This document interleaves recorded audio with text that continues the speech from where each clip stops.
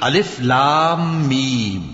کیا لوگ یہ خیال کیے ہوئے ہیں کہ صرف یہ کہنے سے کہ ہم ایمان لے آئے چھوڑ دیے جائیں گے اور ان کی آزمائش نہیں کی جائے گی؟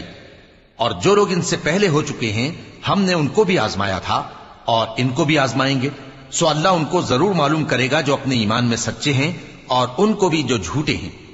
کیا وہ لوگ جو برے کام کرتے ہیں یہ سمجھے ہوئے ہیں کہ یہ ہمارے قابو سے نکل جائیں گے؟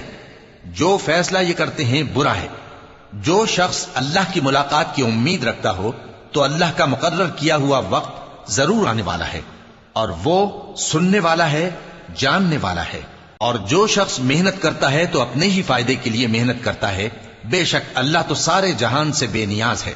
اور جو لوگ ایمان لائے اور نیک عمل کرتے رہے ہم ان کے گناہوں کو ان سے دور کر دیں گے اور ان کو ان کے اعمال کا بہت اچھا بدلہ دیں گے۔